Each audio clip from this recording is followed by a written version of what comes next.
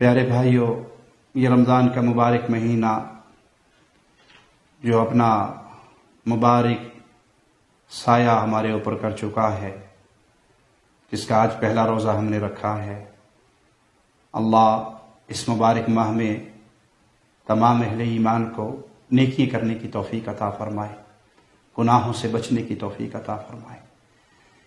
اس مہینے کو غنیمت سمجھیے، یہ بہت عظیم دولت ہے جو میری اور آپ کی زندگی میں آئی ہے۔ اگر یہ ایسے ہی گزر گیا کہ ہمارے گناہ معاف نہ ہوئے تو ہم بڑی خطرناک گھاٹیوں کے اندر گرے ہوئے ہیں۔ اس مبارک مہینے کو اللہ کی قربت کا ذریعہ بنائیے، اللہ کا ڈر پیدا کیجیے، گناہوں کو چھوڑیے۔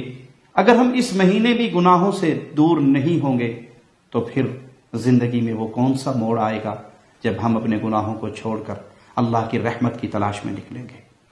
اپنے وقت کا خاص خیال کریں، یہ وقت بہت قیمتی ہے، اور میں کھلے الفاظ میں اپنے بھائیوں کو، اپنی بہنوں کو، اپنی بیٹیوں کو، اپنے بچوں کو، اپنے بزرگوں کو یہ پیغام دینا چاہوں گا، اس مہینے میں اپنے آپ کو موبائل سے دور کر کے قرآن سے جوڑیں۔ اپنا وقت فیس بک، واٹس ایپ، سوشل میڈیا کی بجائے کلام الہی کو پڑھتے ہوئے گزاریں۔ کئی محدثین کے یہ اقوال بارہا نظروں سے گزرے کہ وہ ماہ رمضان کے آتے ہی حدیث کے علم سے بھی رک جاتے اور خاص اپنا تعلق قرآن حکیم سے جوڑ لیتے۔ تو اللہ کے لیے اس مبارک مہینے کو برباد نہ کریں کہ آپ ایسی نیند سوئیں کہ آپ کے فرائض رہ جائیں۔ ظہر کی نماز اکثر سونے والوں پر بہت بھاری گزرتی ہے۔ کیسا روزے دار ہے جسے فرض نماز نصیب نہ ہو، کیسا روزے دار ہے جسے عصر کی نماز نصیب نہ ہو۔ وہ صرف افطاری کا مسلمان رہ گیا، وہ صرف تراویح کا مسلمان رہ گیا، اور پھر رات کو وہ 12-1 بجے تک فلمیں دیکھتا ہوا اور رات کو 12-1 بجے کھانا کھا کے سو جائے کہ میں نے روزہ رکھا ہے، اسے فجر نصیب نہ ہو۔ بھائیو، اللہ کی قربت کا سب سے پیارا طریقہ فرائض کے ذریعے ہوتا ہے۔ فرائض کے بعد نوافل ہے، تو فرائض سب سے پہلے ہیں۔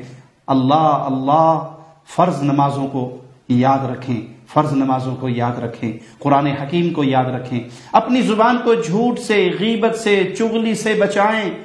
اس روزے دار کو کچھ نہیں ملنے والا جس نے روزہ رکھ کے بھی جھوٹ نہیں چھوڑا، جس نے روزہ رکھ کے جھوٹ پہ عمل نہیں چھوڑا۔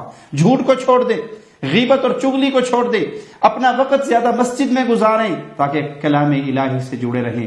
اور اگر آپ ڈیوٹی کرنے والے ہیں، کم از کم اپنی زبان پہ سبحان اللہ، الحمدللہ، لا الہ الا اللہ، اللہ اکبر، لا حول ولا قوت الا باللہ، یہ تسبیحات جاری رکھیں۔ آپ ڈرائیور ہیں، گاڑی چلا رہے ہیں، چلاتے رہیں، زبان سے اللہ کا ذکر کرتے رہیں۔ تو ان مبارک ایام کو غنیمت سمجھ کے گزاریں۔ اللہ یہ رمضان اس طرح ہم سے جدا ہو کہ ہماری سفارش کرنے والا ہو، ہماری شکایت کرنے والا نہ ہو۔ اللہ ہم سب کو توفیق عطا فرمائے۔ السلام علیکم ورحمۃ اللہ وبرکاتہ۔